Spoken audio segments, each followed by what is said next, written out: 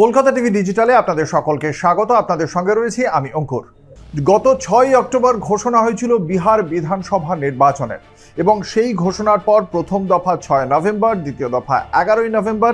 এই দু দফায় নির্বাচন হয়েছে 243টি বিধানসভা আসনে এবং সেই বিধানসভা আসনে ভোট পড়েছে দুটি দফায় গড়ে প্রায় 67%, যা বিহার বিধানসভা নির্বাচনে সাম্প্রতিক অতীতের ক্ষেত্রে ভোট গ্রহণের ক্ষেত্রে একটা রেকর্ড।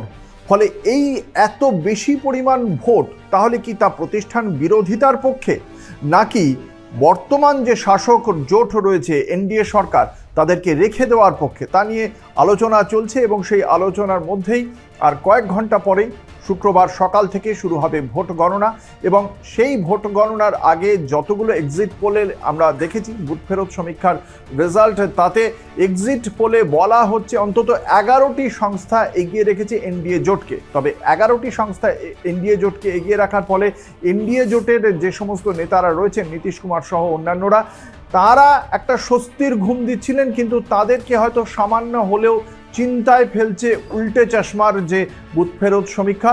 উল্টে চশমার সংস্থার পক্ষ থেকে বুথ ফেরত সমীক্ষায় এগিয়ে রাখা হচ্ছে মহাগঠবন্ধনকে এবং সেক্ষেত্রে আরজেডি তেজস্বী যাদবের নেতৃত্বাধীন যে জোট রয়েছে মহাগঠবন্ধন, যে জোটে রয়েছে কংগ্রেস সহ সিপিআই এমএল ভিআইপি, এদেরকে খানিকটা হলেও এগিয়ে রাখা হচ্ছে এবং তাতেই মনে করা হচ্ছে এরা 243 বিধানসভা আসনের যে ম্যাজিক ফিগার 122টি আসন, সেই ম্যাজিক ফিগারেও পৌঁছে যেতে পারে মহাগঠবন্ধন।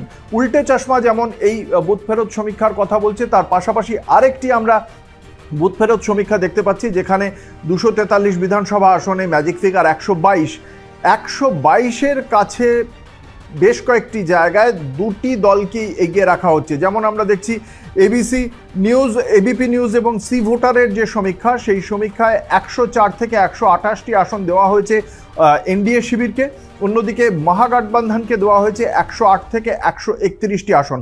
এটা লক্ষণীয় যে দুটি জোটকেই কিন্তু যে আসনের ফারাক দেখানো হয়েছে, তাহলে দুটি জোটই ম্যাজিক ফিগারের কাছাকাছি থাকে।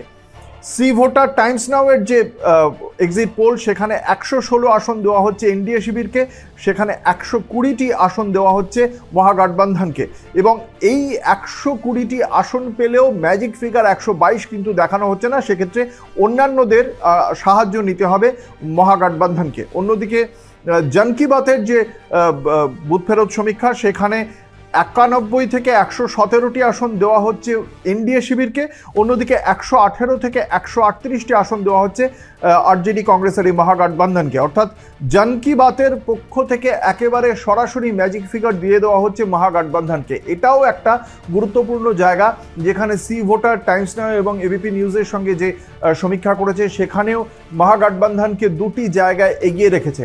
ফলে এই যে ভোটচিত্র, সেই ভোটচিত্র কিন্তু আরেকটি অন্য কথা বলে যে বিপুল পরিমাণ যে ভোট, সেই ভোট তাহলে প্রতিষ্ঠান বিরোধিতার ভোট।